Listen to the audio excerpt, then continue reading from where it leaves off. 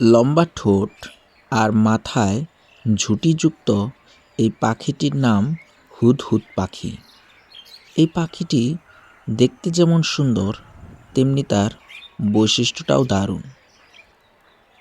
এর মাথায় রয়েছে একটি অসাধারণ ঝুঁটি।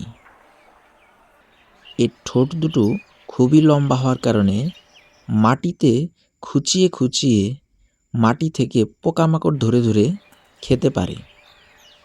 এরা সাধারণত মাটিতে পোকামাকড় অথবা ঘাসের বীজ এবং কি বিভিন্ন ধরনের দানাজাতীয় খাদ্যশস্য খেয়ে থাকে। সাধারণত খোলা ফসলের মাঠ, ফাঁকা জমি, নদীর চরে এসব হুদহুদ পাখি দেখতে পাওয়া যায়। জঙ্গলের পাশে ফাঁকা একটি ঘাস জমিতে ঘুরে বেড়াচ্ছে একটি শেয়াল।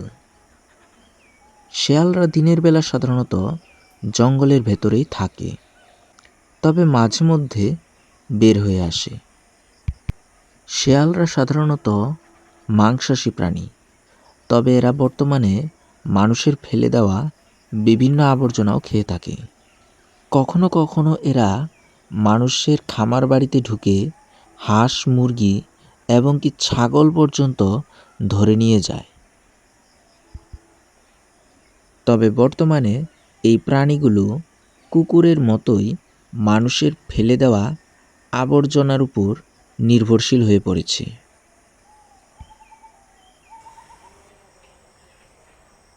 সবুজ রঙের এই পাখিটি হলো দাগি বসন্ত বৌরি। এই পাখিরা পাকা পেঁপে খেতে খুব পছন্দ করে। কালো রঙের এই পাখিটি দেখতে অনেকটা চড়ুই পাখির মতো। এই পাখিটির নাম হলো কালোমুনিয়া। এদের পাখ এবং পুরো শরীর কালো হলেও পেটের দিকটা সাদা রঙের। এরা সাধারণত দানা জাতীয় খাবার বেশি খেয়ে থাকে। যেমন এই মুনিয়া এবং তার পাশে আরও একটি পাখি ধান ক্ষেতের ধানের শিশির উপর বসে বসে ধানের বীজ খাচ্ছে। এই পাখিগুলো ধান খেতে প্রায়শই দেখতে পাওয়া যায়। এরা পোকামাকড়ও খেয়ে থাকে, তবে ধানের বীজ এদের বেশি পছন্দ। গাছের কাণ্ডে ছোট একটি কোটর, আর এই কোটরটি হলো শালিক পাখির বাসা।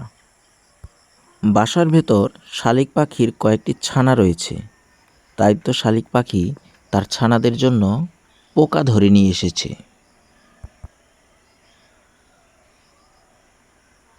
শালিক পাখিরা সাধারণত পোকামাকড় বা দানা জাতীয় খাবার খেয়ে থাকে, তবে ছোট ছানাদের তাড়াতাড়ি বেড়ে ওঠার জন্য পোকাই হলো পুষ্টিকর খাবার। আর এজন্যই বাবা পাখি আর মা পাখি পর্যায়ক্রমে পোকা ধরে ধরে নিয়ে আসছে।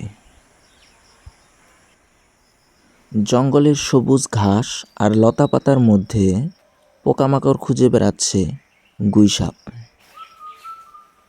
গুইসাপরা সাধারণত ছোট ছোট পোকামাকড়, কীটপতঙ্গ এবং মাটির নিচে থাকা কেঁচো এসব খেয়ে থাকে। এছাড়াও এরা বিভিন্ন প্রাণীর মৃতদেহ, পচা গলা আবর্জনা এসবও খেয়ে থাকে।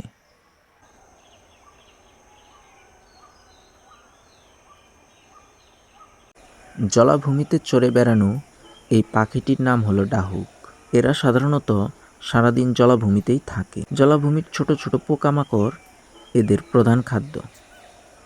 বন্ধুরা, আজকের ব্লগটি এখানেই শেষ করছি।